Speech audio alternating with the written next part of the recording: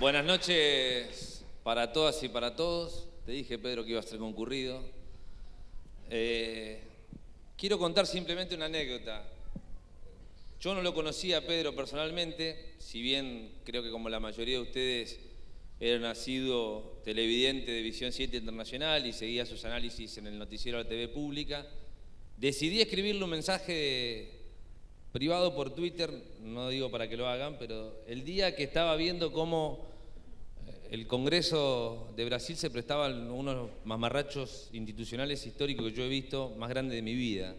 Ese día teníamos la charla planeada, pero ese día, estando con mi señora viendo el famoso impeachment, decidí mandarle un mensaje a Pedro diciéndole: es ahora, necesitamos de gente que tenga ganas de esclarecernos, que tenga ganas de aportar su opinión y que fundamentalmente también difunda una voz distinta a la que circula por los grandes medios de comunicación respecto a lo que está viviendo Brasil y lo que está viviendo el resto de América Latina. Así que en ese momento le mandé un mensaje, obviamente no sabía cuál iba a ser la respuesta, a las 2 horas Pedro estaba respondiendo, después iniciamos un proceso más formal y la verdad que quiero agradecer públicamente la buena predisposición de Pedro, porque además de ser un gran conocedor del tema, además de ser una persona que todos vinimos a escuchar, es un gran ser humano y se ha prestado sin ningún tipo de mezquindad a venir hoy a Santa Fe, a estar presente con nosotros, a pesar de estar viviendo paralelamente circunstancias de público conocimiento que son adversas. Pedro fue víctima, una de las tantas víctimas, de la censura de este gobierno nacional que ha transformado la televisión pública y a los que piensan distinto prácticamente en desaparecidos de la pantalla y la opinión pública argentina. Así que, en primer lugar, quería contar esta anécdota para graficar frente a quién estamos. Y en segundo lugar, contarle a él y a ustedes los motivos de esta reunión, que tienen que ver con dialogar sobre lo que nosotros entendemos está pasando en América Latina, no solamente en Brasil, que es una andanada feroz y sin cuartel de la derecha más recalcitrante, que ha pujado durante años, y que no es la primera vez, ni más ni menos que por la riqueza. Vivimos en un continente rico, pero injustamente desigual.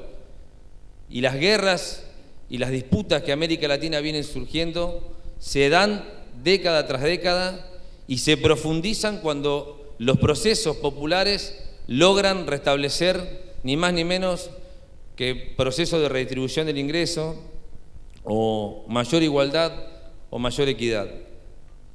Yo creo que la derecha brasilera no soportó y no pudo esperar ni siquiera concurrir a las urnas.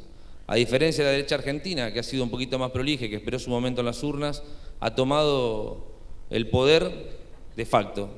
Y lo ha hecho con nuevos actores, ya no con las Fuerzas Armadas.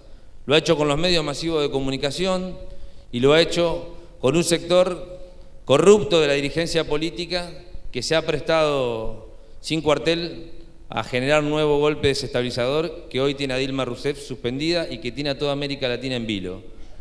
Lo que ha pasado en Bolivia con el referendo de Evo, lo que ha pasado en las elecciones legislativas de Venezuela, lo que ha sucedido en la Argentina y lo que está sucediendo en la Argentina con un proceso de judicialización de la política y de mediatización de un montón de situaciones, no es casual. Hoy estamos viviendo horas claves y nos pareció sumamente importante contar con la opinión de un profesional, pero fundamentalmente de una persona que creo que ha seguido estos temas muy de cerca. Así que, estimado Pedro, muchísimas gracias de vuelta por estar acá y a todos ustedes fundamentalmente agradecerle que se hayan venido hasta acá. A Claudio Leoni y en nombre de él a todos los trabajadores de FESTRAM por las instalaciones. Es una gran noticia para los santafesinos que tengamos lugares abiertos donde podamos discutir, donde podamos formar e informar y donde fundamentalmente podamos hacer política por mucho tiempo más. Así que muchísimas gracias y lo dejo con Pedro, que en definitiva es el protagonista de la noche.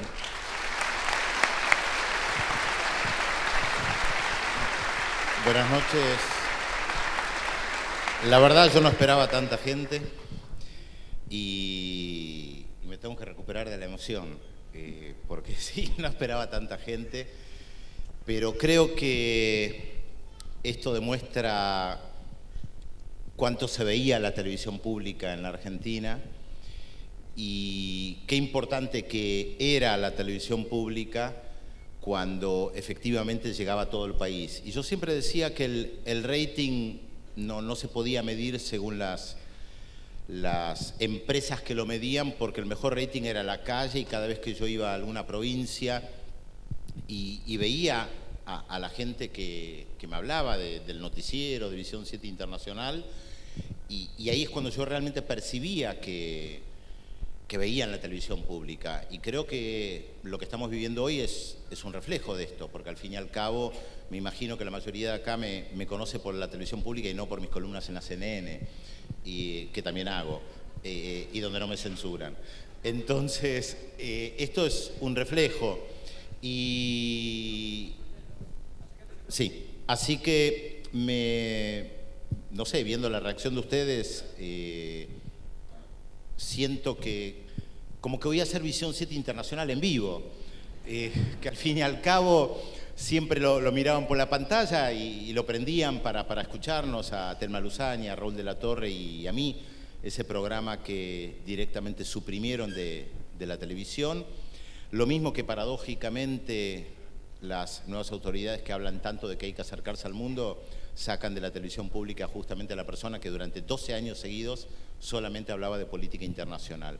Así que voy a hacer de cuenta que estoy en mis columnas de todas las noches en la televisión pública o en Visión 7 Internacional, solo que con la posibilidad de esta vez de ver las caras que estaban del otro lado del televisor y que uno sabía que había muchas y que no las veía, que las saludaba, pero que sabía que no lo veían a uno. Así que la verdad es un placer poder recibir este cariño de todos ustedes.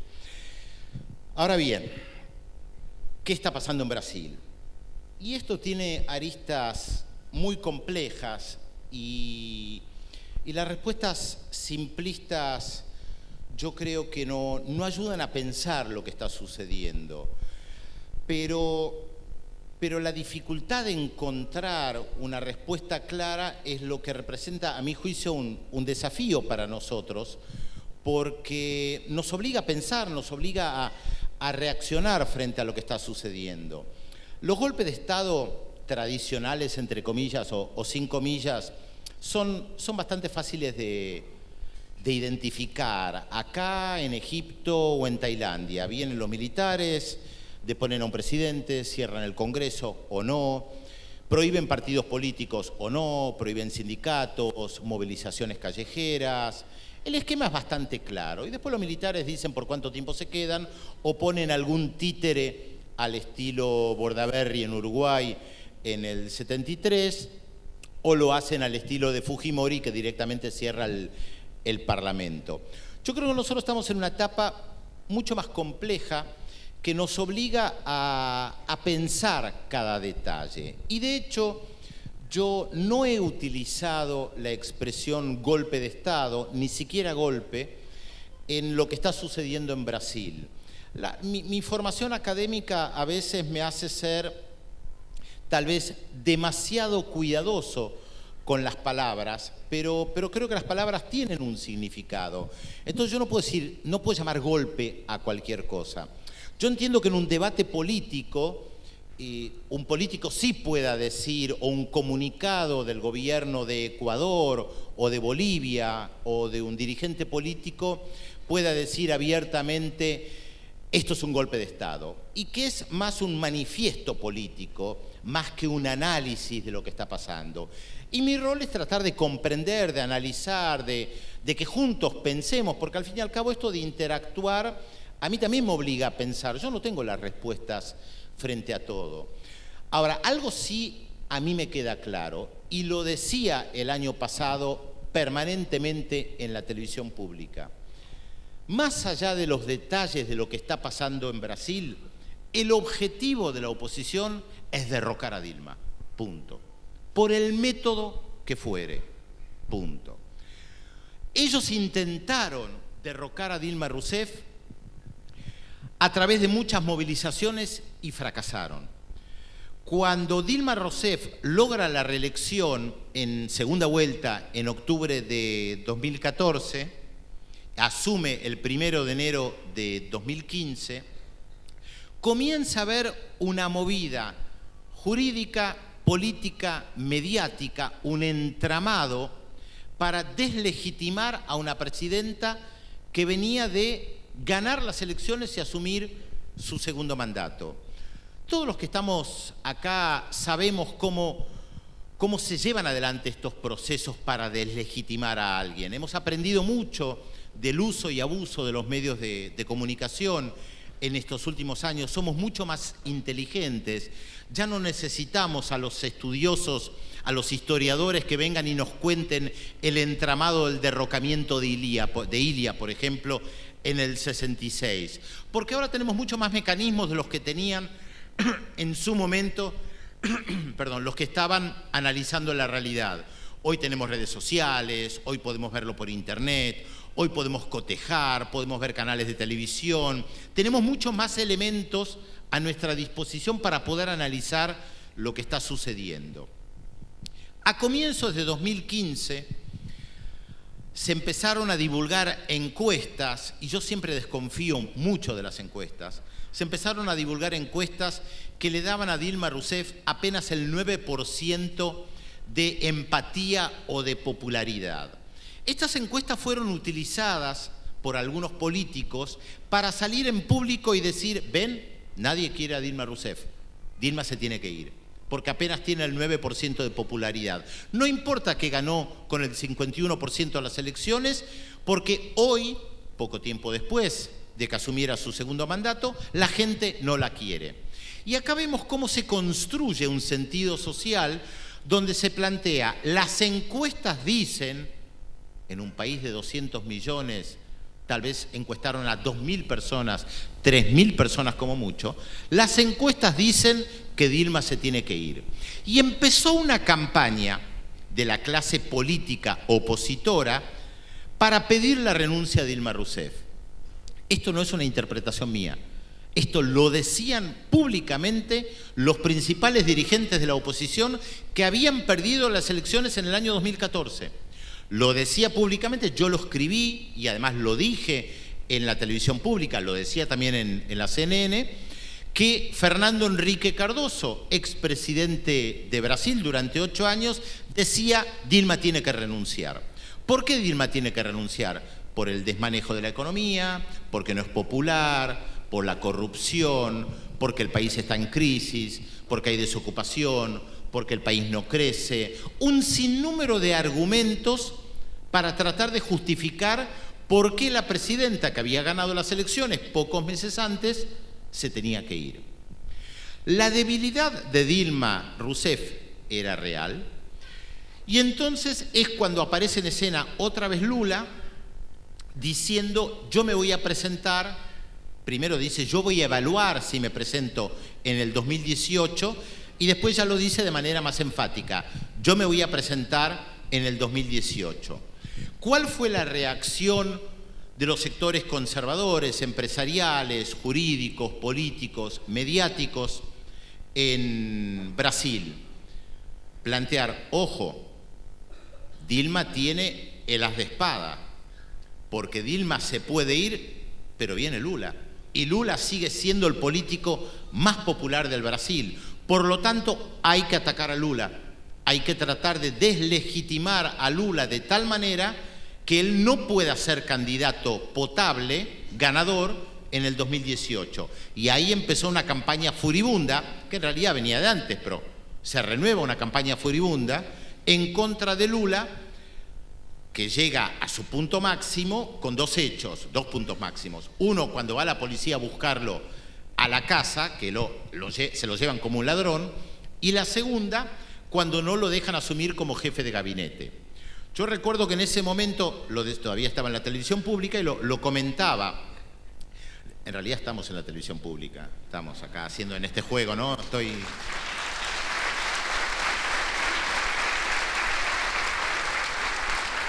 Entonces yo comentaba que debía haber pocos casos en la historia latinoamericana y mundial de alguien que está por asumir como jefe de gabinete o asume y a los pocos minutos lo tumba una orden judicial.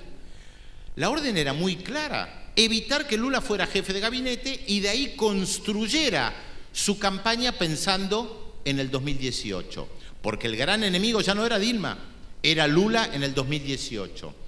El gran enemigo en realidad no es solamente Dilma, Lula o el PT. El gran enemigo de los sectores conservadores que históricamente dominaron el Brasil es que una fuerza popular esté en el gobierno. Eso lo resume todo. Lula no es del palo, Dilma no es del palo, y por más que pongan a un economista neoliberal al frente de la economía, no son confiables, porque no son del palo. Y hay que evitar que una fuerza popular se sostenga. Piense en este escenario: Lula ganando las elecciones en octubre de 2018, asumiendo del 1 de enero de 2019 hasta el 2023. Son 20 años de lulismo, porque él asumió en el 2003. Es eso lo que los sectores conservadores no pueden tolerar. Seguramente acá hay mucha gente que perteneció en alguna de las variantes del peronismo y sabe lo que esto significa cuando los sectores conservadores no terminan de confiar en alguien que se dice peronista por más que venda absolutamente todo. No por la persona, sino por lo que representa ese movimiento popular y porque siempre puede aparecer algún Néstor de ese movimiento popular y le dé un sentido diferente al que le dio a alguien en la década de los 90. Entonces, el enemigo es el movimiento popular. Las comparaciones son odiosas, pero a veces ayudan a pensar un poco. Y tal vez para ustedes que no conocen tanto el Brasil, porque no lo siguieron muy de cerca o porque tal vez no tuvieron posibilidad de meterse un poquito más, se sienten un poquito más alejados de la historia del PT, obviamente, que de la historia del propio país. Los sectores conservadores no pueden tolerar 20 años de Lula, Dilma, lulismo, PT o como se lo llame. Esto es algo imposible porque esto transforma la sociedad. Por más que Lula o Dilma hayan colocado a un economista neoliberal al frente de la economía y por más que no hayan llevado adelante todas las reformas que ellos querían llevar a cabo. Ahora bien, dicho esto, ¿cómo hacemos para interpretar lo que sucedió? Y yo encontré un editorial que comenté el domingo en el programa de Roberto Navarro en C5N, un editorial del diario Folia de San Pablo del domingo 15, que a mi juicio es revelador y da la mejor definición de lo que está pasando en Brasil. Tomo la Folia de San Pablo porque es uno de los principales diarios del Brasil, marca agenda política, opositor muy claro de Dilma Rousseff, hizo todo lo posible para pedir la renuncia de Dilma Rousseff. Se los voy a leer, es cortito. El editorial del 15 dice en un párrafo: el impeachment es un juicio jurídico político. Punto. Nos explica claramente de qué se trata esta palabra en inglés que se utiliza en Brasil. Fue este último aspecto el que prevaleció del jurídico político, fue el último aspecto el que prevaleció, o sea, el político. Lo que está diciendo muy claramente la Folia de San Pablo es que esto fue un juicio político. Sigue el editorial. Por el descalabro económico, por la profusión de escándalos comandados por el PT, sobre todo por la pérdida de su capacidad para gobernar, el apartamiento de Dilma Rousseff surgía como prerequisito de una urgente recuperación. Más claro, échale agua. No habla de lo que se le acusa, no habla de la corrupción enquistada en el PT, Dilma que haya robado o Lula que haya robado. Acá lo que está hablando es de que el PT, Dilma, Lula no pueden gobernar. Había que sacarla. Claro, traducido, recordemos lo que dije hace unos segundos, en realidad había que sacarla no porque no puede gobernar, sino porque representa una fuerza popular, que claro, no lo dice directamente el editorial de la Folia de San Pablo. Pero como la derecha brasileña está muy cebada, entonces ellos dicen abiertamente lo que piensan. Por eso este editorial, y ahora les voy a leer un párrafo de otro editorial. Cuando la derecha está cebada, no solamente la derecha, pero cuando la derecha está cebada, que es lo que estamos analizando, dice por lo general, muy abiertamente lo que piensa. Voy a hacer un paréntesis e ir un pasito para atrás, porque yo seguí muy de cerca el golpe de Estado en contra de Fernando Lugo, y lo seguí muy de cerca en la televisión pública. Y recuerdo que ese jueves 21 de junio, cuando el Senado emite un documento que llamaban libelo acusatorio, así se llamaba, si lo buscan en Google van a encontrar fácilmente, libelo acusatorio, Lugo, y aparece el texto. Yo recuerdo que ese jueves entro en las páginas de Paraguay, veo el documento en contra de Lugo y digo esa noche en la televisión, esto es un golpe de Estado parlamentario. No me quedaba la menor duda. Y efectivamente en 24 horas lo destituyeron. Ahora, ¿por qué a mí no me quedaba la menor duda? Porque yo seguía Paraguay muy de cerca. Antes de la creación del portal de noticias Nodal, que yo dirijo, que nació en el 2013, mucho antes yo ya seguía la política paraguaya. Hoy, gracias a las maravillas de la tecnología, podemos cualquiera de nosotros leer el diario ABC de Paraguay, escuchar la radio Ñandutí, ver la televisión paraguaya. Esto es accesible, desde un teléfono portátil lo podemos hacer. Y yo seguía muy de cerca la política paraguaya. Los titulares del diario ABC eran de terror. Pedían la cabeza de Lugo día y noche. Pero además, como estaban cebados, los diputados opositores a Fernando Lugo, que tenían mayoría en el Congreso, decían abiertamente que Lugo se tenía que ir. Y recuerdo que le hice una entrevista a un senador en un programa de radio que yo tenía en la M750, senador Jaegli, Colorado, y lo dejé hablar. Yo no discutí con él. Al fin y al cabo, el rol del periodista, yo veo como el discutidor que tiene que contradecir todo lo que el entrevistado dice. Yo tengo otra visión respecto al periodismo y creo además que muchas veces hay que dejarlos hablar, porque al fin y al cabo él era el entrevistado, no yo. Y él decía abiertamente, a Lugo hay que echarlo. Entonces, claro, yo iba hilvanando las cosas. Lo que decía la oposición, a Lugo hay que echarlo, lo que salía en las páginas de los principales diarios que marcaban la agenda política, y después el corolario fue este documento, el libelo acusatorio, que claramente indicaba que lo estaban derrocando. ¿Por qué digo esto? Porque para comprender cómo está pensando hoy la derecha en el Brasil, no hace falta interpretarla a través de sesudos análisis. Simplemente hay que leer lo que dicen. Y acá voy al segundo párrafo que les quería leer, que es en un editorial del diario O Estado de Sao Paulo, también uno de los más importantes de Brasil. Los diarios de San Pablo, Río y Brasilia son más o menos lo que marcan la agenda política, pero principalmente los de San Pablo, porque es la ciudad más importante. El editorial del diario O Estado de San Pablo, el viernes, o sea, horas después de destituir a Dilma Rousseff, dice, textual, rescatar al país del nefasto dominio del populismo irresponsable. El país se librará de la nefasta hegemonía política del lulopetismo. Y después le plantea, palabras mías, le plantea que tenga el coraje de adoptar, y ahora lo cito textualmente, medidas de emergencia impopulares sin las cuales será imposible el saneamiento de las cuentas públicas. Yo no tengo que agregar nada. ¿Hace falta explicar esto? Es clarísimo. Este es el objetivo del derrocamiento de Dilma Rousseff, llamémoslo golpe de Estado, golpe blando, golpe de palacio, golpe institucional, no importa la categoría que utilicemos.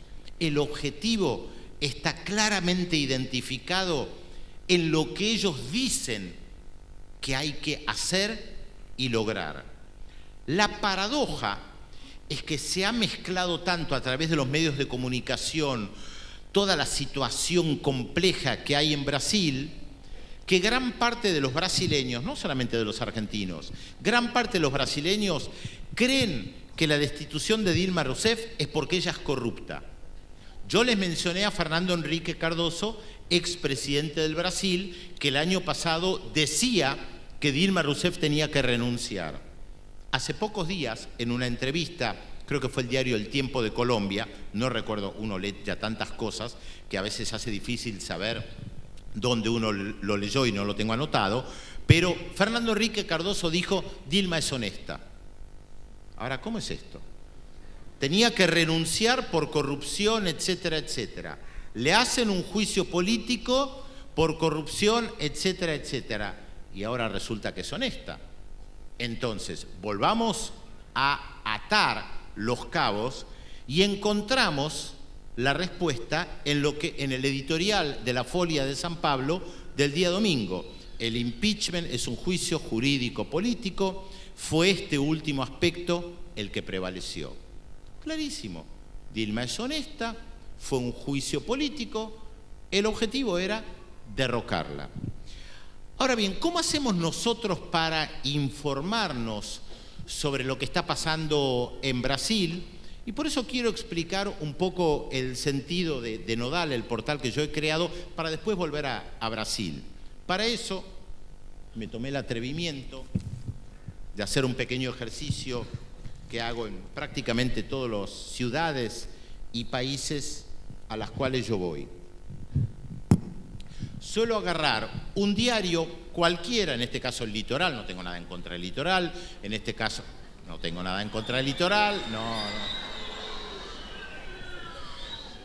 Le soy sincero, lo agarré al azar, era el diario que estaba, podía haber agarrado cualquier otro. Lamentablemente, este ejercicio que voy a hacer con ustedes también, lo hacía o lo hago en Ecuador, por ejemplo, con el diario El Telégrafo, que apoya a Rafael Correa y sale el mismo resultado, ¿eh? Así que no es porque el periódico sea progresista, popular, de derecha, de izquierda. Lamentablemente sale el mismo resultado. Un artículo sobre Brasil, redacción El Litoral, las agencias FDPA. La noticia que ustedes leen en el Litoral de Brasil proviene de dos agencias de noticias extranjeras, la agencia EFE, que es de España, y la agencia DPA de Alemania. Y claro, uno se pregunta, ¿por qué nosotros en la Argentina nos tenemos que informar de lo que pasa en Brasil a través de una agencia española y de una agencia alemana? No tiene ningún sentido. No tiene un sentido práctico, porque hoy los periodistas, los colegas del Litoral, pueden leer la prensa brasileña. No hace falta que lean un cable de la agencia EFE de España. Hace 20 años dependían en las redacciones del Telex, de lo que llegaba de las grandes agencias internacionales, pero hoy no. Yo entro a la prensa brasileña y me entero perfectamente y puedo ver todos los matices. Justamente yo creé este portal de noticias que se llama Nodal AM con una visión que tiene como eje mirarnos a nosotros mismos con nuestros propios ojos. Toda la información que ustedes van a encontrar en Nodal sobre Brasil está originada en América Latina. Y el 95% de la información sobre Brasil está originada en Brasil. En diarios, radios, páginas web, blogs, diarios pequeños, revistas. Lo que nosotros hacemos en este portal es leer la prensa brasileña en todos sus matices para después informarle a los latinoamericanos y al mundo sobre lo que pasa en Brasil a través de la prensa brasileña, sin intermediarios europeos que además tienen una visión ideológica de lo que sucede en Brasil y por lo general, no todos, estaban en contra de Dilma Rousseff. Esto se lo puede ver más claramente cuando la prensa española en su inmensa mayoría escribe sobre Ecuador o Venezuela. 99% de los artículos son en contra de Rafael Correa y en contra de Nicolás Maduro o antes de Chávez. Y ahí no van a encontrar los editoriales de la Folia de San Pablo. En Nodal sí.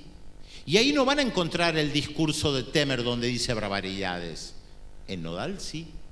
Por lo tanto, no les dan a ustedes la información que les permita abrir realmente juicio sobre lo que sucede en Brasil. Pero ya que estamos acá en vivo haciendo este programa, me voy a tomar también el atrevimiento de hacer un pequeño ejercicio que también suelo hacer en los diferentes lugares donde voy, pero tiene que ver con esto de la información. Les voy a hacer una pregunta, les pido sinceridad, porque no estamos haciendo nada científico, no lo vamos a divulgar, no se lo vamos a contar a nadie. ¿Cuántos de ustedes se enteraron del conflicto que tuvo el presidente Danilo Medina en la República Dominicana hace aproximadamente 4 años con unas mineras, con la Barrick Gold? Levanten la mano los que se enteraron.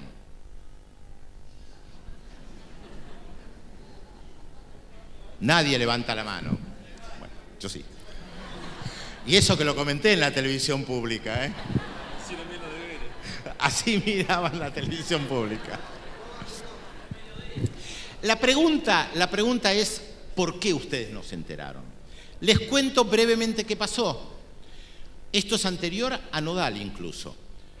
En la República Dominicana, la Barrick Gold había establecido acuerdos con el presidente anterior, Leonel Fernández, del mismo partido que Danilo Medina, para la extracción de minerales. No voy a entrar a debatir el tema de la minoría, es muy complejo, no viene al caso. El tema es que tenían exenciones impositivas muy altas. Danilo Medina llega a la presidencia y dice, revisa los contratos y dice, esto no va, se la llevan con pala, no puede ser que se lleven absolutamente todo. Llamó a los responsables de la Barrick Gold, que estaban en Canadá, y les dijo, miren, queremos renegociar los contratos. ¿Qué dijeron los de la Barrick Gold? No, seguridad jurídica, los contratos no se tocan. Vieron que siempre vienen con el tema de la seguridad jurídica. Después la ley de medios te la eliminan de la noche a la mañana, se olviden de la seguridad jurídica. Pero cuando tocan algo que afecta a sus intereses...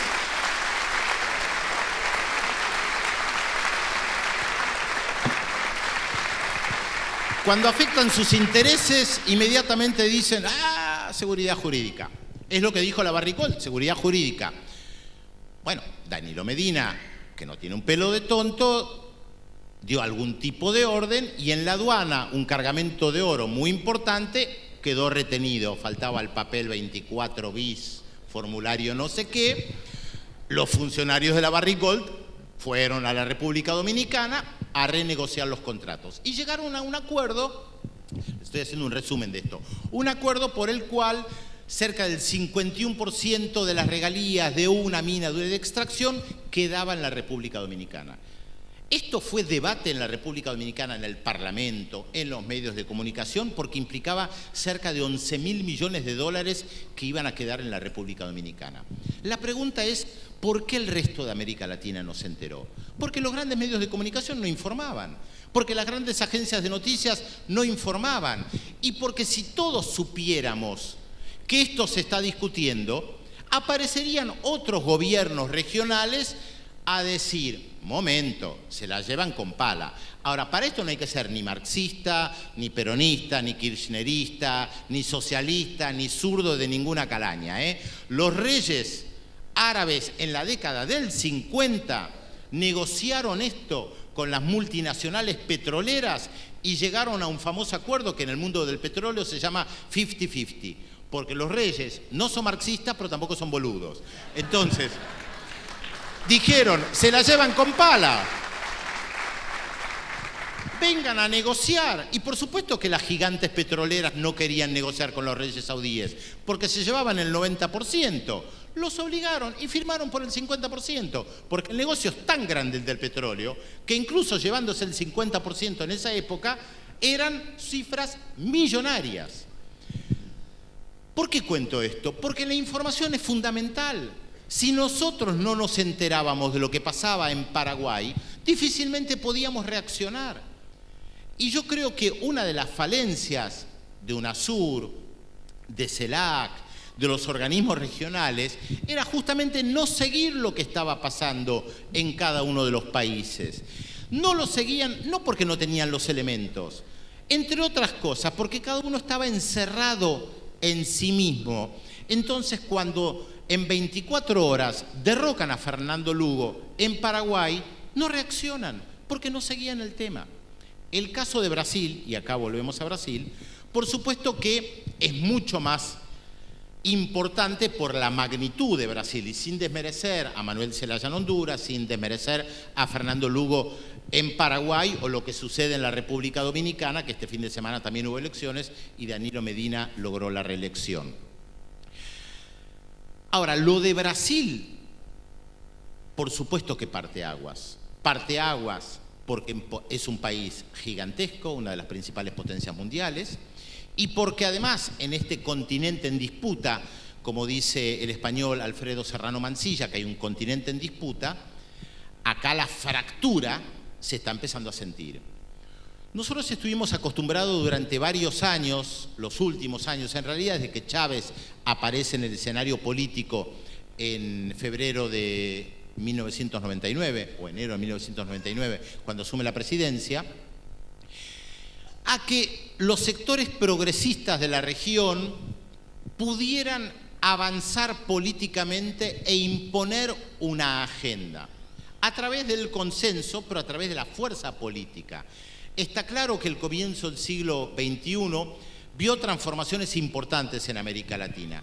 Y cuando yo hablo de una corriente progresista lo digo en el más amplio sentido de la palabra, sabiendo que había diferencias importantes, no menores, de origen social, cultural, educativo, político, de vivencias personales, de Evo Morales, de Hugo Chávez, de Néstor Kirchner o Cristina Fernández, de Pepe Mujica, de Michelle Bachelet, de Fernando Lugo, de Rafael Correa. Pero todos entendían que se tenían que sostener. Todos entendían que la caída de uno implicaba que iban por los otros. Les recuerdo que Cristina Fernández y Rafael Correa se subieron al avión de Manuel Zelaya para intentar que él retornara a Honduras, y muchos se burlaron de que Cristina Fernández había viajado a Honduras. ¿Dónde queda Honduras?, se preguntaban muchos. ¿Qué pasaba en Honduras? ¿Cuántos sabían de la existencia de Manuel Zelaya? Pero yo creo que ellos dos, Cristina Fernández y Rafael Correa, entendieron el significado de lo que estaba pasando en Honduras. Y no importa si Rafael Correa y Cristina Fernández conocían los detalles de la historia de Mel Zelaya, de los movimientos campesinos, y tal vez no conocían demasiado, pero tampoco importaba. Entendían que lo que estaba pasando ahí los afectaba a ellos. Lula no lo entendió, no viajó en ese avión. Y yo recuerdo que lo dije públicamente también, ahí faltaba Lula, por el peso específico de Brasil, y eso se paga después también. Otros movimientos destituyentes que hubo en la región también fueron comprendidos. Cuando fueron por Evo Morales en Bolivia, Cristina Fernández y Michelle Bachelet, que eran las presidentas, rápidamente convocaron a una reunión de urgencia de UNASUR. Y está claro que había diferencias políticas entre ellas dos y Evo Morales. Es más, hay un conflicto histórico entre Chile y Bolivia por el tema de la salida al Pacífico, y en más de una oportunidad Evo Morales despotricó en contra de Michelle Bachelet. ¿Por qué Bachelet y Fernández salieron en defensa de Evo Morales en ese momento? Porque entendieron lo que estaba en juego. ¿Por qué no salieron en defensa de Fernando Lugo? Porque no lo miraron lo suficientemente. Tal vez porque no lograron incorporar, entre tantos problemas internos que había y que hay, no lograron incorporar la integración latinoamericana no solamente como consigna y como concepto. Hay un proceso que se dio en estos últimos 15 años de integración real. 20 o 30 años atrás, cuando uno hablaba de integración latinoamericana, cantaba alguna canción de César Isela, Mercedes Sosa, todo muy romántico y todo muy lindo. Ahora, la mayoría de los que cantaban esas canciones no sabían quién era el presidente de Ecuador en ese momento. Ecuador no entraba en nuestro horizonte, salvo para algún que otro despistado. Entraba Bolivia, el Titicaca, La Paz, entraba Perú para ir a Machu Picchu, Uruguay, porque estaba cerquita para ir a La Paloma, no tanto a Punta del Este, me imagino, pero para ir a La Paloma. Ahora, de la política uruguaya sabíamos muy poco, salvo, por supuesto, lo que la seguíamos de cerca. ¿Cuántos conocían acá a Pepe Mujica 15 años atrás? ¿Cuántos seguían la interna del Frente Amplio y vieron la evolución del movimiento Participación Popular de Pepe Mujica para ser hegemónico dentro del Frente Amplio?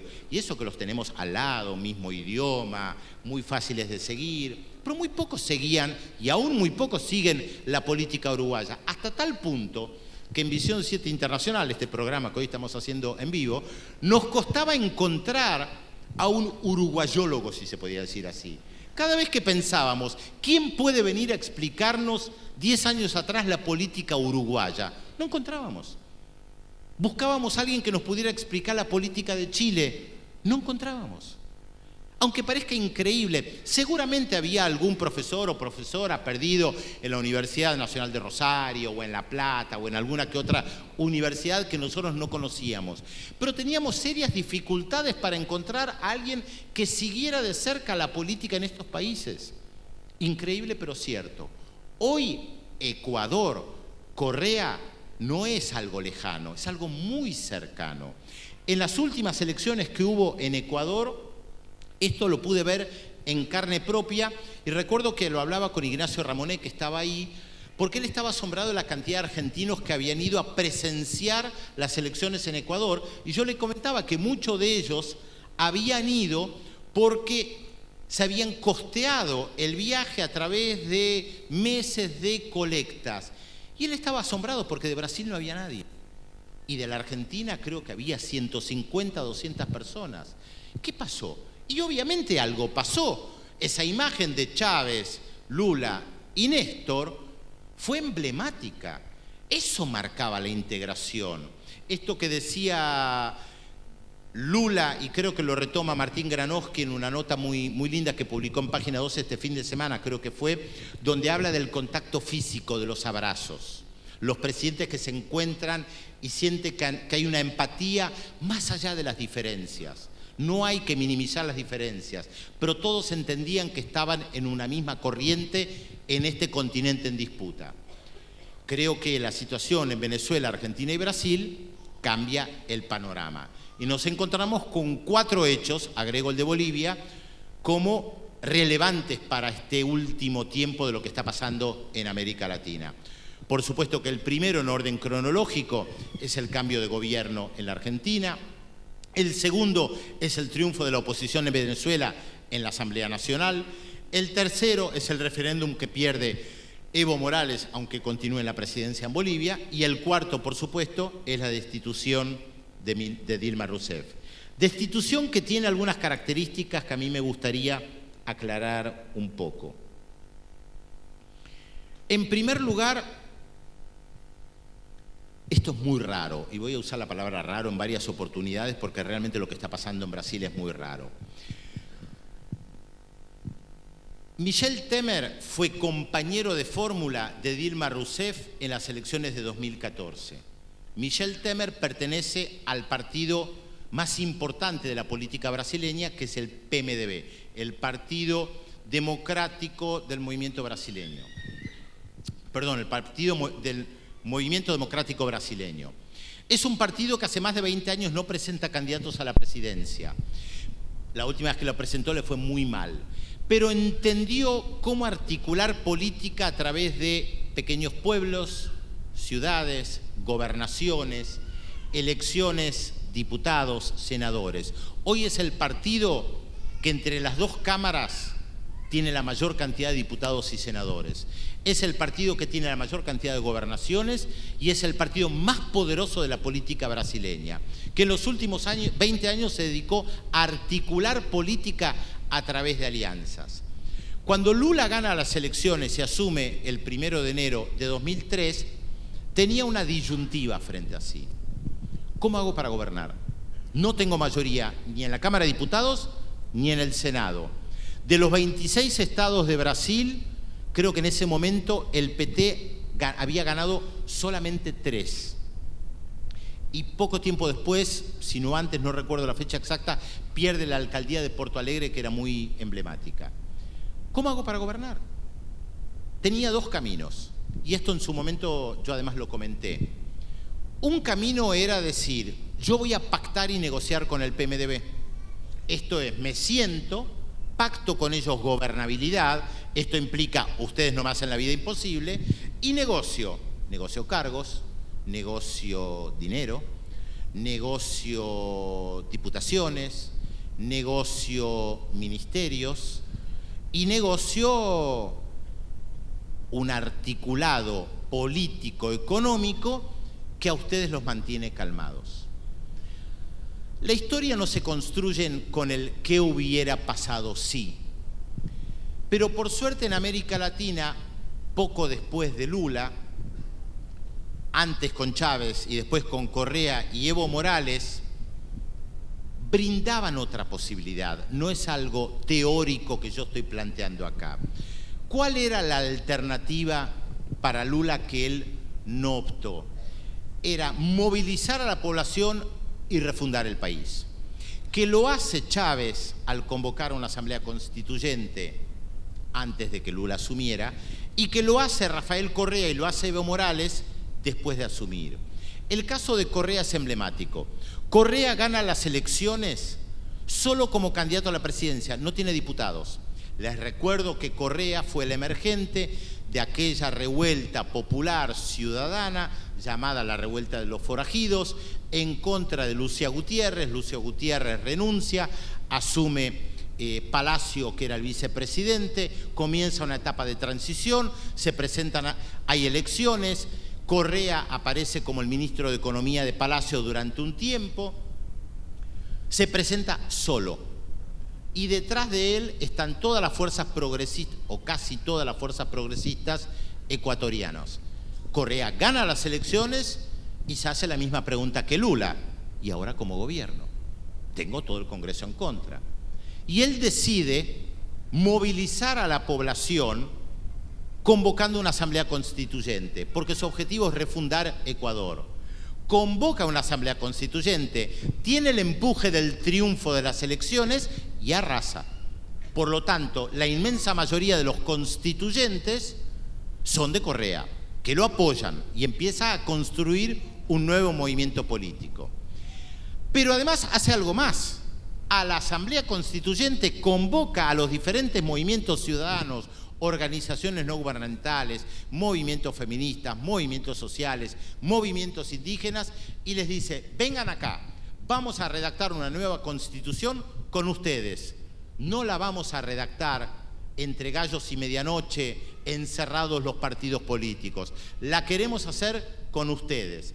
Y muchas de las cosas que planteaban los movimientos sociales se incorporan. Una vez que termina de sesionar la Asamblea Constituyente, que llevó varios meses, ¿qué hay que hacer? La Asamblea Constituyente es soberana, no hay Congreso. Termina la Asamblea Constituyente, hay que convocar a nuevas elecciones para un nuevo Congreso. Lo cambian, ya no es diputados y senadores, lo unifican, Asamblea Nacional, elecciones generales, y Correa arrasa, mayoría absoluta. Eso fue una brillante jugada política. Brillante jugada política entendiendo lo que había pasado en Venezuela y tal vez mirando lo que había pasado en Brasil, que era justamente la contracara. Correa no quiere negociar con la vieja partidocracia, quiere destruirla, políticamente hablando, por supuesto. Y para eso utiliza mecanismos constitucionales y a su vez de movilización popular, y tiene éxito. Y Evo Morales también lo lleva adelante y también tiene éxito. Por lo tanto, volviendo a Lula, Lula queda con un salvavidas que le permite gobernar, que es un salvavidas de hule, no sé si se hacen de hule los salvavidas, pero de plástico, hoy en día, salvavidas de plástico, que le permite gobernar, pero que en el momento que el PMDB ve que hay una crisis política profunda, abandona el barco con el salvavidas de plástico y le deja a Lula o a Dilma el salvavidas de plomo para que se hunda. Y ahí es cuando Michel Temer decide avanzar, se une a los partidos de la oposición para derrocar a Dilma. Y se dan muchas paradojas. Esto de que un vicepresidente de una fórmula presidencial de un giro radical apenas asuma, destituya a todos los... No. No es una buena comparación. No es una buena comparación. Cobos era vicepresidente de una fuerza popular que al momento de alejarse él, la fuerza popular queda en pie, debilitada por toda esa votación que hubo maratónica. Queda debilitada, pero queda en pie. Lo que se va es una parte pequeña. Acá lo que hay es el partido más importante de la política brasileña, que sí, es verdad, y acá hay una similitud, Dilma dice que es un traidor. Sí, pero es el traidor que trajiste en tu fórmula. Esto también hay que recordarlo, y que desde el Partido de los Trabajadores la criticaban por llevarlo a Temer. Esto no fue fácil en el PT llevarlo a Temer. Creo que acá fue mucho más fácil llevarlo a Cobos porque había una hegemonía política muy fuerte. En el caso de Temer no, el PT es débil, lo necesita a Temer y al PMDB como salvavidas. Pero lo más paradójico es que él forma un gobierno y pone en el gabinete a aquellos que perdieron en el 2014, porque en el gabinete de Temer hay algunos representantes del partido político que perdió en la segunda vuelta en el 2014, y José Serra, el nuevo canciller, furibundamente antichavista y antifuerzas progresistas en la región, que perdió 2 elecciones frente al PT. Por eso también esto permite abonar la teoría del golpe, porque el partido político que perdió las elecciones frente al PT entra por la ventana al gobierno, no por la vía electoral, sino porque Dilma está apartada del poder, afastada, como dicen los brasileños. Y esto también es un elemento para recordar. Dilma todavía no es culpable. Ella es suspendida. Tiene la posibilidad de defenderse, aunque uno puede pensar que en este Senado difícilmente la absuelvan, porque es el mismo Senado que la está condenando ahora.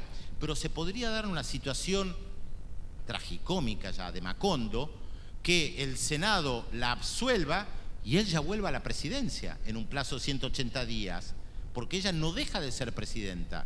Por ahora está apartada. Y si vuelve, obviamente va a disolver el gabinete de Temer, va a crear nuevos ministerios o no.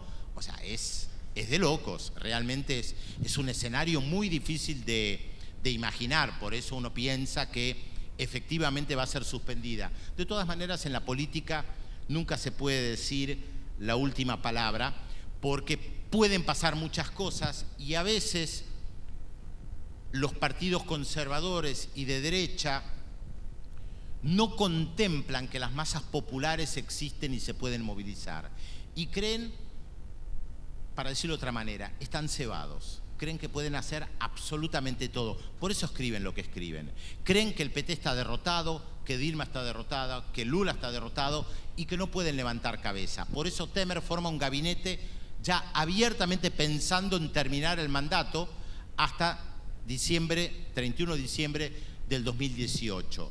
Pero muchas cosas pueden pasar en la política que a veces los políticos no controlan. Una de ellas es que han formado un gabinete conservador, tal vez de los más conservadores de las últimas décadas en toda América Latina. No es casual que no haya ni una mujer, no es casual que no haya ningún mulato o negro, porque estos sectores conservadores no consideran que eso sea importante, ni siquiera políticamente correcto.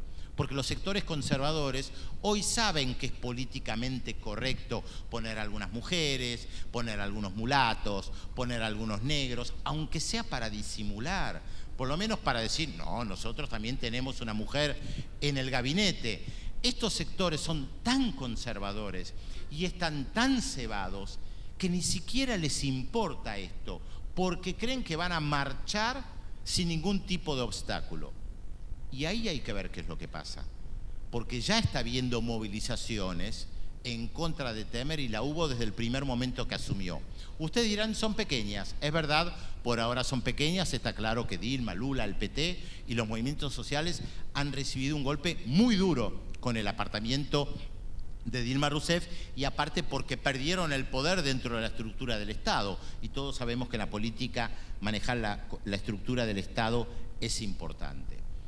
Ahora bien, tener un gobierno conservador con estas características en Brasil, tener un gobierno conservador, yo no sé si definirlo como conservador al gobierno de Mauricio Macri, porque encierra demasiado esa palabra, pero un gobierno claramente de derecha, y no utilizo la palabra derecha de manera despectiva, en la Argentina, y tener la Asamblea Nacional en Venezuela manejada por la oposición que está dando todos los pasos para derrocar a Nicolás Maduro, claramente marca otro panorama.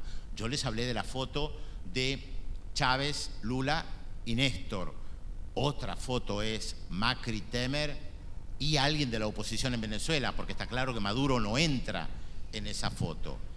De todas maneras, yo creo que la historia, y con esto voy a cerrar como para que dejemos pie a preguntas, comentarios o lo que surja.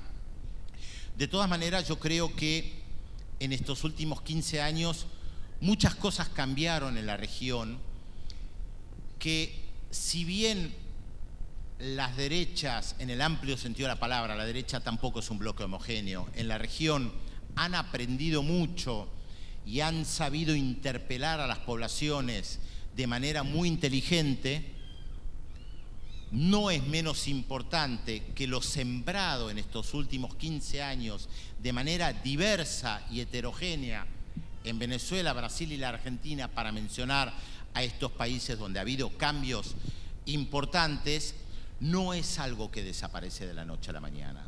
O para compararlo con otra época nuestra, Menem puede llegar a la presidencia en el 89, 90, 91 y llevar adelante medidas muy radicales de privatización porque recibe un país destruido, en caos, con la hiper y porque todavía teníamos a los militares soplándonos en la nuca. Hoy la situación en la Argentina es completamente diferente y la situación en Brasil es completamente diferente. No es lo mismo el PT en la década del 80 en la oposición con un partido que se está construyendo, que gana algunas alcaldías a duras penas, que un partido de los trabajadores y movimientos sociales que tuvieron una experiencia de construcción y que además lograron que sectores populares que estaban en la pobreza salieran de esa situación. Sabemos que se puede volver muy rápido y sabemos que los sectores más pobres no son necesariamente los primeros en movilizarse y que a veces los sectores más pobres tampoco se movilizan. Esto también hay que tomarlo en cuenta, porque uno muchas veces piensa que los sectores más afectados por las políticas económicas son los primeros en movilizarse. Esto no es así. El 19 y 20 de diciembre de 2001 no fue así. La revuelta ciudadana en contra de Lucio Gutiérrez en Ecuador no fue así. Y podríamos dar otros ejemplos en América Latina, como los estudiantes en Chile en el 2011, que tampoco eran los sectores más pobres.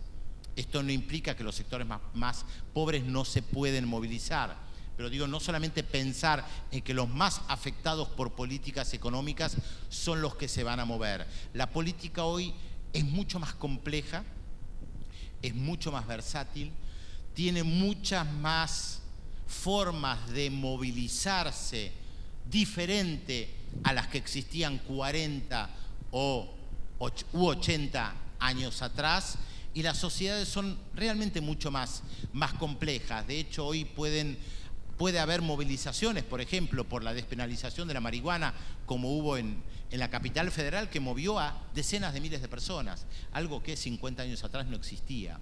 Las movilizaciones se hacían por otros temas. Por eso digo, las reivindicaciones han cambiado, pero yo creo que estas sociedades, incluida la Venezuela, que está pasando una crisis muy profunda, la brasileña, la argentina, la ecuatoriana, la boliviana, han pasado por transformaciones que tal vez todavía nosotros no las podemos evaluar porque al fin y al cabo somos parte de estas transformaciones. Pero creo que son importantes como para reflexionar en el sentido continental. Por eso yo los interpelaba con lo de la República Dominicana o les decía esto de Ecuador. Hoy Ecuador está cerca nuestro. 20 años atrás difícilmente existía, pero también para los venezolanos Ecuador está cerca. 20 años atrás para los venezolanos Ecuador o Bolivia no existían y hoy son importantes. Entonces, este proceso de integración no es fácil de destruir, por más que los sectores conservadores de derecha, por supuesto, quieran primero congelarlo, porque destruirlo no es fácil. ¿Vamos a una tanda?